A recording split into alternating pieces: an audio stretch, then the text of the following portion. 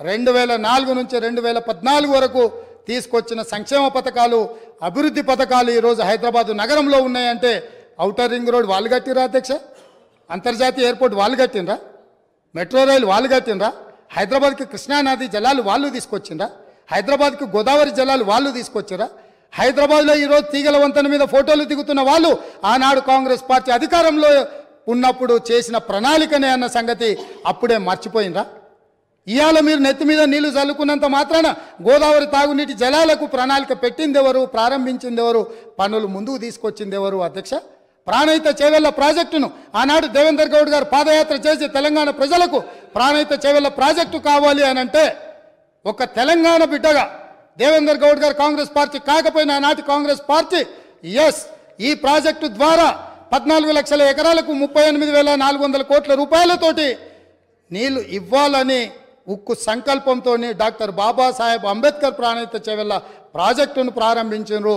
పెద్దలు వెంకటస్వామి గారి సూచనతోని ఆ పేరును పెట్టినరు. పనులు ప్రారంభించి చేవెళ్లలో అర్ధాంతరంగా ఆగిపోయిన పనులకు ఎవరు బాధ్యత తీసుకుంటారని నేను అడుగుతున్నా అధ్యక్ష. ఆనాడు కాంగ్రెస్ పార్టీలో ఉన్న నాయకులు చిన్నారెడ్డి గారు లాంటి వాళ్ళు మాట్లాడడం వల్ల పాలమూరు ప్రాంతానికి, రంగారెడ్డి ప్రాంతానికి సాగునీటి ప్రాజెక్టు నిర్మించాలి, సాగునీరు తాగునీరు ఇవ్వాలి అని పాలమూరు రంగారెడ్డి ఎత్తిపోతల ప్రాజెక్టుకు 2013లోనే మంజూరు ఇచ్చి పనులను సర్వేలు చేయమని ఆదేశాలు ఇచ్చి దానికి పునాది రాయి వేసింది కూడా కాంగ్రెస్ పార్టీ కాదా అని నేను అడుగుతున్నా. ఉమ్మడి రాష్ట్రంలో చివరి జీవో నెంబర్ 69 నారాయణపేట కొడంగల్ ఎత్తిపోతల పథకానికి 8.5 టీఎంసీలతో 1,500 కోట్ల రూపాయలతో 1,07,000 ఎకరాలకు సాగునీరు తాగునీరు ఆ ప్రాంతానికి అందించాలని ప్రాజెక్టు ఆమోదిస్తే నికర జలాల కేటాయింపుతోనే ఆనాడు గవర్నర్ గారు జీవో ఇస్తే ఆ జీవోను ఈనాటి వరకు తుంగలు తొక్కిపెట్టి నారాయణపేట కొడంగల్ ప్రాంతాన్ని ఎడారిగా మార్చింది వాళ్ళు కాదా? ఈ వివక్ష వీళ్ళు చేసింది కాదా అని నేను అడుగుతున్నా అధ్యక్ష. ఇదేనా ఈ తెలంగాణ రాష్ట్రంలో తెలంగాణ వాడు ముఖ్యమంత్రిగా ఉండి తెలంగాణ ప్రాంతాన్ని పరిపాలిస్తున్నాడు అన్నప్పుడు ఎందుకు మా ప్రాంతాలు వివక్షకు గురైనాయి? మా ప్రాంతాలు ఈ రోజుకి వలసల ప్రాంతంగా ఎందుకు ఉన్నది? ఈ వలసలకు, ఈ చావులకు వీళ్ళు కారణం కాదా అని నేను అడుగుతున్నా అధ్యక్ష. అదేవిధంగా ఈరోజు నేను మాట్లాడదలుచుకున్న అధ్యక్ష, తెలంగాణ రాష్ట్రంలో డ్రగ్స్ మహమ్మారి లేకుండే, తెలంగాణ ఉమ్మడి రాష్ట్రంలో డ్రగ్స్ గురించి చర్చలు లేకుండే, గంజాయి మత్తు లేకుండే, లిక్కర్ కూడా అతి తక్కువగా ఉండే. కానీ ఇవాళ ఏ పేపర్ చూసినా, ఏ టీవీ చూసినా గంజాయి మత్తులో దాడులు జరుగుతున్నాయని, సింగరేణి కాలనీలో 6 సంవత్సరాల పసికూనను గంజాయి మత్తులో రేపు మర్డర్ చేస్తే ఈ ప్రభుత్వం అచేతనంగా ఉండిపోయింది. ఈరోజు ఈ రాష్ట్రంలో జరుగుతున్న కారణాలకు, ఈరోజు దొరుకుతున్న డ్రగ్స్కి ఈ ప్రభుత్వ వైఫల్యం కారణం కాదా? ఈ ప్రభుత్వం డ్రగ్స్కు సంబంధించి విచారణ మీద సిట్టు వేసి ఆ సిట్లో ఉన్న అధికారిని అర్ధాంతరంగా ఎందుకు బదిలీ చేసిండ్రు? అతను ఎక్కడికి పోయిండు? ఆ సిట్ ఎక్కడికి పోయింది? ఆ విచారణ ఎక్కడికి పోయిందని నేను అడుగుతున్నా అధ్యక్ష. ఈ ప్రభుత్వం యొక్క వైఫల్యాన్ని కప్పిపుచ్చుకోవడానికి, విచారణలో లోపాలను దాచిపెట్టడానికి చేస్తున్న ప్రయత్నంలో నేనే స్వయంగా ఆనాడు 2017లో తెలంగాణ రాష్ట్ర ఉమ్మడి హైకోర్టులో పబ్లిక్ ఇంట్రెస్ట్ లిటిగేషన్ వేసి ఈ విచారణ మీద ఎన్ఫోర్స్మెంట్ డైరెక్టరేటు, DRI, ఈ నార్కోటిక్స్ డిపార్ట్మెంట్ అన్నిటిని కూడా ఒక సిట్ను ఏర్పాటు చేయాలని హైకోర్టులో కేసు వేస్తే 2021 వరకు నేను కొట్లాడితే తెలంగాణ రాష్ట్ర హైకోర్టు ఈడీకి మొత్తం సమాచారాన్ని చేసిన విచారణను బదిలీ చేయమని హైకోర్టు ఆదేశాలు ఇచ్చిన ఈ రాష్ట్ర ప్రభుత్వం వివరాలన్నీ దాచిపెట్టింది అధ్యక్ష. ఆనాడు డ్రగ్స్లో ఏవైతే టెలిఫోన్లు కానీ, కంప్యూటర్స్ కానీ, ల్యాప్టాప్లు కానీ ఇతర సీజ్ చేసిన ఎక్విప్మెంట్, ఎలక్ట్రానిక్ ఎక్విప్మెంట్ని ఏది కూడా ఈరోజు వాళ్ళు ఫోరెన్సిక్ ల్యాబ్కు పంపించలేదు. వాటి మీద సరైన విచారణ జరగలేదు. ఆ వివరాలన్నీ కూడా ఈడీ అడిగితే ఇవ్వకపోతే ఈడీ డిపార్ట్మెంట్ తెలంగాణ ప్రభుత్వం మీద contempt of court case file చేసింది అధ్యక్ష. నేను అడుగుతున్న అధ్యక్ష మీ ద్వారా ప్రతిపక్షాన్ని, ఈ రాష్ట్రాన్ని పంజాబ్ రాష్ట్రాన్ని మీరు చూసిండ్రు. పంజాబ్ రాష్ట్రాన్ని ఈరోజు డ్రగ్స్ మహమ్మారి పట్టి పీడించడంతో ఈరోజు గ్రామాలల్లో పేద మహిళలు, ధనవంతులు శ్రీమంతులు కాదు, పేదలు భార్య, తల్లి కూలికి పోయి సంపాదించిన డబ్బులో భర్తలను, సోదరులను ఇవాళ డ్రగ్స్కి అలవాటు పడి బాధపడుతుంటే వాళ్ళకు అందులో సంపాదించిన కొంత డబ్బు పెట్టి డ్రగ్స్ కొని ఇచ్చే పరిస్థితి వచ్చింది. ఇతర అంశాల పట్ల చర్చ జరగకుండా దీనికి మద్దతు ఇస్తారని నేను ఆశించిన. సో నన్ను నిరాశపరిచింది. మళ్ళీ సేమ్ రిటారిక్ పొలిటికల్ అలిగేషన్ చేసే ప్రయత్నం చేసిండ్రు. నాకేం ఇబ్బంది లేదు. టిఎస్ నాబ్ అనే ఒక పేపర్ మీద కాగితం తయారు చేసిండ్రు అధ్యక్ష. ఆ తయారు చేసిన దానికి సివి ఆనంద్ గారికి అడిషనల్ ఛార్జ్ మాత్రమే, హైదరాబాద్ కమిషనర్గా కొనసాగుతూ టిఎస్ నాబ్ డైరెక్టర్గా అడిషనల్ ఛార్జ్ వారు ఇచ్చిండ్రు. ఒక్క నిమిషం వస్తున్నా, అక్కడికి వస్తున్నారు. మీరే ఏర్పాటు చేసిన దాంట్లో ఏమేం లేకుండా చేసిండ్రు కూడా అవి కూడా చెప్తాయి, ఎందుకంటే మీరు మొదలు పెట్టారు కాబట్టి మొత్తం చెప్పాలి కదా. సో అడిషనల్ ఛార్జ్ ఇవ్వడంతో ఆయన ఇక్కడ అక్కడ దృష్టి పెట్టలేకపోయింది. ఒకటి, వాళ్ళు ఒక స్టాఫ్ ప్యాటర్న్ వర్కౌట్ చేసి ఇచ్చారు. 301 మంది సిబ్బంది కావాలా, ఈ సిబ్బందిని అంతా మాకు ఇవ్వాలి, దీన్ని నిషేధించాలని ప్రభుత్వానికి నివేదిక ఇచ్చారు. 10% సిబ్బందిని కూడా వాళ్ళకి ఇవ్వలే. 29 కోట్ల రూపాయలు వాహనాల కొనుగోలు కానీ ఇతర ఆఫీస్కు సంబంధించిన అంశాలను మాకు ఏర్పరచుకోవడానికి 29 కోట్ల రూపాయలు బడ్జెట్ కావాలని రాష్ట్ర ప్రభుత్వానికి అడిగారు. ₹1 కూడా ఈ రోజు వరకు ఇవ్వలే.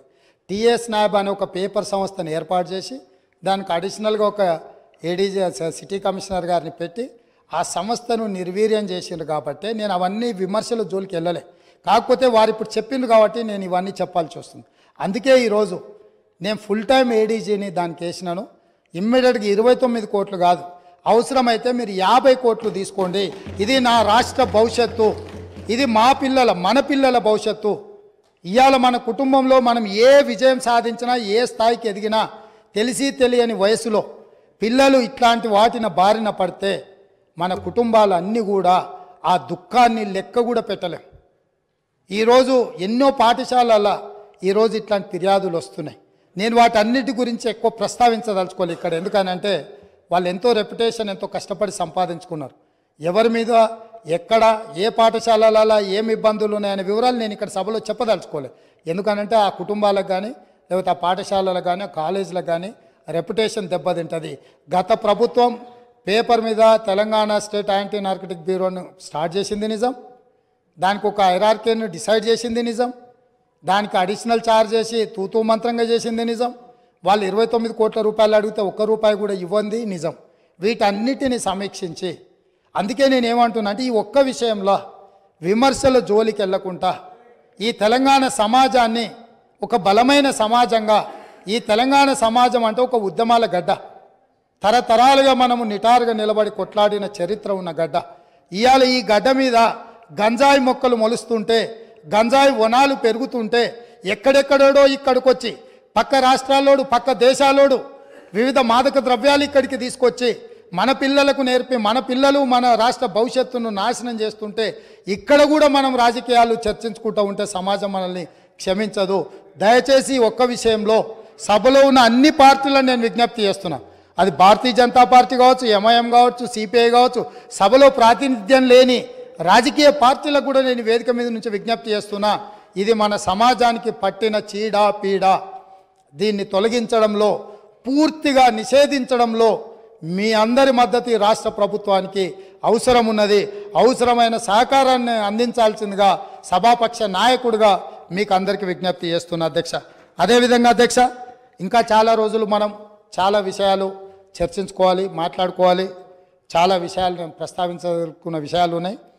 నేను ఒక మాట మీ ద్వారా 6 గ్యారంటీల విషయంలో ఇందిరమ్మ రాజ్యంను ఏర్పాటు చేయడంలో దళితులకు, గిరిజనులకు, బడుగు బలహీన వర్గాలకు, మైనారిటీలకు, మహిళలకు, విద్యార్థులకు, నిరుద్యోగ యువకులకు, ఉద్యమకారులకు, అమరవీరుల కుటుంబాలకు 100% ఈ ప్రభుత్వంలో న్యాయం జరుగుతుంది. ఈ ప్రభుత్వము తెలంగాణ ప్రజలకు స్వేచ్ఛనిస్తుంది. ఈ ప్రభుత్వం తెలంగాణ ప్రజలకు సామాజిక న్యాయం చేస్తుంది. మా మంత్రివర్గ కూర్పు చూస్తేనే ఈరోజు సామాజిక న్యాయం ఎట్లుంటుందో మీకు అర్థమై ఉండొచ్చు. ఈరోజు ఇందిరమ్మ ఇంట్లో ఈ రోజుకు ఉన్న ఇందిరమ్మ ఇంట్లో ఈరోజు మీరు ఇక్కడ నుంచి వెళ్ళి చూడొచ్చు. ఖానాపూర్ ఎమ్మెల్యే వెడమ బొజ్జు ఆనాడు ఇందిరమ్మ ఇచ్చిన ఇంట్లోనే ఉంటూ ఈరోజు ఎమ్మెల్యేగా ఈ సభలో కాలు పెట్టిండు. ఒక బలహీన వర్గాలకు సంబంధించిన బీర్ల ఐలయ్య ఈరోజు ఇందులో కాలు పెట్టిండు.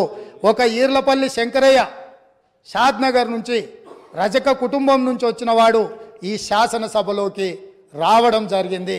ఇట్లా చెప్పుకుంటూ వెళ్తే అత్యంత పేదలు, నిరుపేదల నుంచి వచ్చిన వాళ్ళు వాళ్లకు ప్రజలతో ఉన్న సంబంధాలు అనుబంధాలతోని మందుల శామ్యుల్ మీరు అణిచివేసి తెలంగాణ ఉద్యమంలో ఉండి మీతో ఉద్యమంలో మొదటి నుంచి చివరి వరకు ఉన్న మందుల శామ్యుల్ని మీరు అనాథగా వదిలేస్తే 50,000 రూపాయల నగదు లేకపోయినా 52,000 ఓట్లతోని కాంగ్రెస్ పార్టీ మల్లికార్జున ఖర్గే సోనియమ్మ గారి నాయకత్వంలో ఎమ్మెల్యేని చేసి ఈ సభలోకి మందుల శామ్యుల్ని తెలంగాణ ఉద్యమకారుణ్ణి ఈ కాంగ్రెస్ పార్టీ తీసుకొచ్చింది అధ్యక్ష.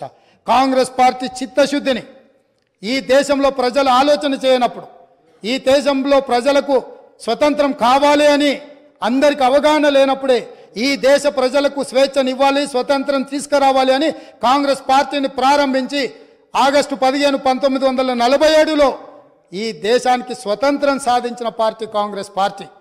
నిజాం రజాకర్ల పరిపాలనలో ఉన్న ఈ ప్రాంతాన్ని విముక్తి కలిగించాలి అని సాయుధ రైతాంగ పోరాటంలో ఈ ప్రాంతంలో నిటారుగా నిలబడి వేలాది మంది నేల కొరుగుతున్నప్పుడు ఈ నేల తల్లి తడిసి ముద్దై మా కమ్యూనిస్టు సోదరులు, ఆనాటి స్టేట్ కాంగ్రెస్ సోదరులు అందరూ ఏకోన్ముఖమై రాజ్యం మీద రాజు మీద వీరోచితంగా పోరాటం చేస్తున్నప్పుడు ఈ ప్రజలకు విముక్తి కలిగించాలి, ఈ ప్రజలకు స్వేచ్ఛనివ్వాలి, స్వతంత్రాన్ని ఇవ్వాలి అని చెప్పి ఆనాడు పండిత్ జవహర్లాల్ నెహ్రూ గారు ప్రధానమంత్రిగా ఉన్నప్పుడు కేంద్ర హోంశాఖ మంత్రి సర్దార్ వల్లభాయ్ పటేల్ ఈ ప్రాంత ఉమ్మడి హైదరాబాద్ రాష్ట్రానికి ఆ రోజు విముక్తి కలిగించి భారతదేశంలో కలుపుకొని స్వతంత్రాన్ని ఈ ప్రాంతానికి ఇచ్చిన పార్టీ కాంగ్రెస్ పార్టీ. పంజాబ్ రాష్ట్రంలో పంజాబ్ రాష్ట్రాన్ని నిర్వీర్యం చేసింది అధ్యక్ష.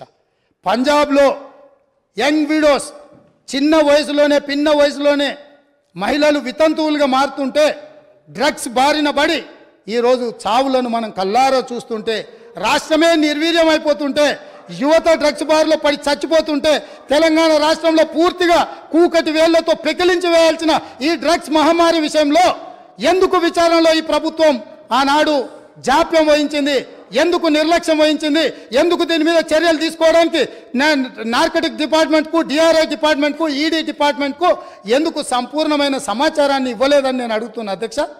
ఈరోజు నేను టీఎస్ న్యాబ్లో ఒక అడిషనల్ డీజీ క్యాడర్ ఆఫీసర్ను పెట్టి ఎంపవర్ చేసి ఇవాళ ఈ రాష్ట్రంలో డ్రగ్స్ అనే పదం వినిపించొద్దు, ఈ రాష్ట్ర సరిహద్దులు ఎవడు గంజాయితో రావద్దు, ఎవడు వచ్చినా ఎంత పెద్దవాడైనా ఎంత గొప్పవాడైనా వాళ్ళ వెనకాల ఎవరు ఉన్నా ఊచలు లెక్క పెట్టాల్సిందే, లెక్క పెట్టియాల్సిందే అని ఈరోజు నా ప్రభుత్వం మా మంత్రివర్గ సహచరులు తీసుకున్న నిర్ణయాన్ని ఈ ప్రతిపక్షాలు అభినందించాల్సిన అవసరం లేదు అధ్యక్ష. మిగతా విషయాలలో భిన్నాభిప్రాయాలు ఉండొచ్చు, భేదాభిప్రాయాలు ఉండొచ్చు, కానీ డ్రగ్స్ మహమ్మారిని నిషేధించడానికి నిర్వీర్యమైపోతున్న యువతను, చిన్న చిన్న పాఠశాలల ఆడపిల్లలు బలైపోతున్న ఈ మహమ్మారిని నిషేధించడానికి ఈ దాన్నైనా అభినందించడానికి మన ప్రభుత్వాన్ని మీరు అభినందించడానికి మీకు మనసు రాలేదా అని నేను అడుగుతున్నా అధ్యక్ష. అంటే ఈరోజు ఈ సభలో వీళ్ళందరూ మిగతా వాట్లలో వాళ్ళకి రాజకీయ కోణాలు ఉండొచ్చు, కానీ ఈ విషయంలో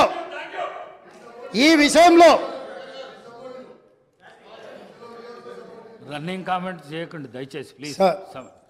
సార్ పాపం తెలియక అట్లా అంటుండే, కానీ తర్వాత ఆయనకుండే బాధలు ఆయనకుంటాయి. ఎందుకంటే ఎవరైతే ఈ అంశం మీద పూర్తి స్థాయిలో మాట్లాడినరో వారు బాధ్యత తీసుకొని మిగతా విషయాలలో మాకు భిన్నాభిప్రాయాలు ఉన్నా డ్రగ్స్ నిర్మూలన విషయంలో, మత్తు పదార్థాలను నిషేధించడంలో, గంజాయి ఇతర మత్తు పదార్థాలను ఈ రాష్ట్ర సరిహద్దులను దాటి లోపలికి రానివ్వకుండా కంచేసి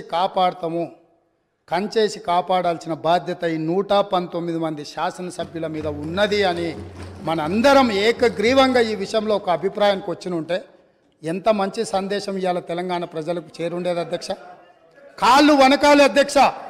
ఎవరైనా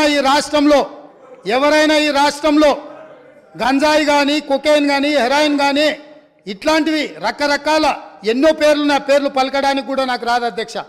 వీటన్నిటినీ 100% ఉక్కు పాదంతో అణిచివేస్తాం, ఎంత వాళ్ళున్నా బొక్కలేస్తామనే నిబద్ధతతో మా ప్రభుత్వం పనిచేయబోతుంది. దీనికైనా వాళ్ళు పూర్తి స్థాయిలో మద్దతు పలకాలి అని చెప్పి మీ ద్వారా వారికి విజ్ఞప్తి చేస్తున్నా అధ్యక్ష. అదేవిధంగా అధ్యక్ష,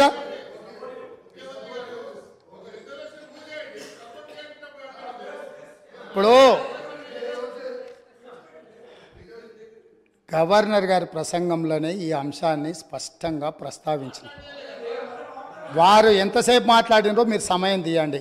మా సభ్యులు ఎంతసేపు మాట్లాడినరో టీఆర్ఎస్ సభ్యులకు ఎంతసేపు సమయం ఇచ్చినరో రెండు పోల్చి చూడండి అధ్యక్ష.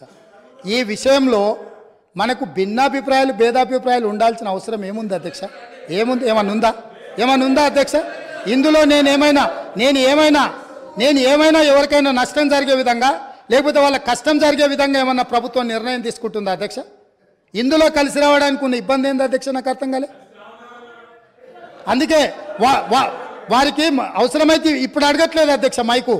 ఒకవేళ ఇప్పుడు నేను ఇంతసేపు మాట్లాడినా మైక్ అడిగిన ఉంటే మీరు మైక్ ఇచ్చుంటే వారు మాట్లాడుతుంటే వారు మాట్లాడడానికి మైకు తీసుకొని ముందుకు వస్తే ఇవ్వండి అధ్యక్ష. ఇది ఒక మంచి కాజ్ కదా. ఈ ఒక్క మంచి కాజ్కి వారిని ముందుకు వచ్చినందుకు మైక్ ఇవ్వండి అధ్యక్ష.